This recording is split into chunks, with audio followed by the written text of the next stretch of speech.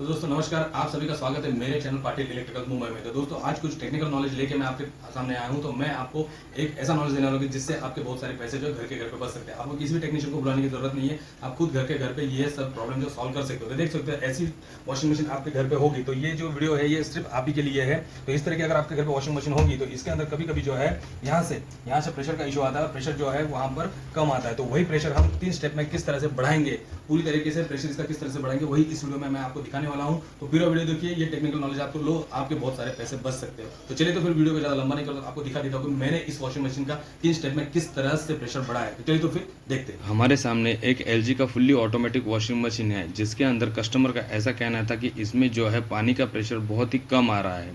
तो इसी के लिए हमने इस वॉशिंग मशीन को स्टार्ट किया, क्योंकि हमें भी चेक करना होता है कि पानी का प्रेशर इसमें किस प्रकार से आ रहा है। तो हमने जैसे स्टार्ट किया और थोड़ी देर में ये चालू होने के बाद हमने देखा तो इसमें जो पानी गिर रहा था वो न के बराबर गिर रहा था। तो इसी के लिए हमने चेकिंग करने के लिए पहले इसका कर लिया बंद।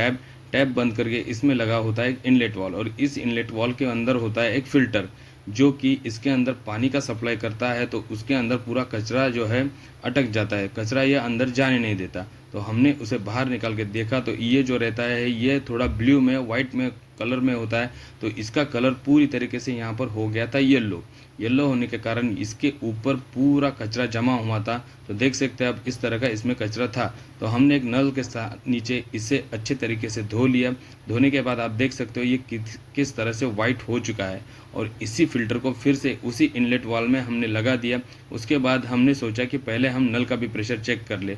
तो नल का प्रेशर हमने चेक किया तो नल में भी बहुत कम प्रेशर था। तो हमने सोचा कि इसका जो अंदर का एक पार्ट होता है उसे कहा जाता है स्पिंडल, उस स्पिंडल को हम चेक करें उसके अंदर कहीं पर कचरा है नहीं है ना, या तो फिर कभी स्पिंडल में कोई दिक्कत होती है तो भी इसका जो है प्रेशर कम हो जाता है। तो हमने पहले इसके ऊपर के जितने भी असेंबली थे वो स्क्रू ड्राइवर से खोल लिए।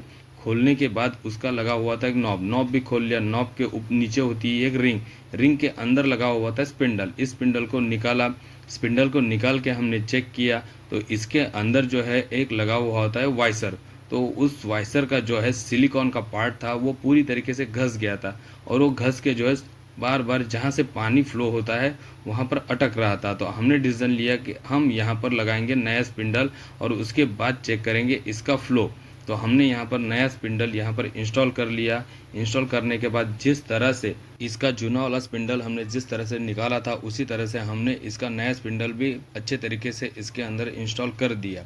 ये इंस्टॉल करने के बाद हमने इसके ऊपर का जो नट होता है जिसे कहा जाता है चेक नट, उसे टाइट कर लिया। उसके ऊपर लगा होता है कैप, वो कैप भी लगा लिया। उसके बाद हमने इसका होता है यूनिवर्सल अडेप्टर, उसका भी जो है जो होल है वो बहुत ही छोटा हो गया था। तो हमने इसे स्क्रू ड्राइवर से पूरा खोल लिया। खोलने के बाद इसके अंदर लगा है ये वाइसर को निकाला। वाइसर को निकाल के हमने यहाँ पर इसका होल बड़ा करने के लिए यूज़ की एक निंजा टेक्निक। तो हमने ली एक सीजर और इसके होल के अंदर डाल के ये जो होल है घुमा घुमा के बड़ा कर लिया। तो आप देख सकते हैं इसे हमने अच्छी तरीके से बड़ा कर लिया। अब ये यूनिवर्सल अडेप्टर जो टैब है उसके सामने अच्छी तरीके से स्क्रू ड्राइवर से फिट कर लिया।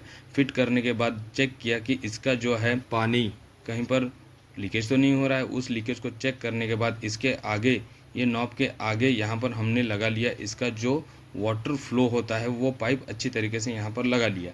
लगाने के बाद हमने चेक किया तो देखिए ये जो प्रेशर है ये 50% से बढ़ गया है। अब हमने इसका जो फाइनल रिजल्ट देखना था उसके लिए हमने इसके इनलेट वॉल में ये वाटर कनेक्शन कर लिया। अब हम देखेंगे कि हमारा जो हमने काम किया है वो अच्छी तरीके से हुआ है कि नहीं हुआ है। तो इसके लिए हमने वॉशिंग मशीन स्टार्ट की। स्टार्ट करने के बाद थोड़ी देर के बाद यहाँ पर वाटर का फ्लो आने लग गया।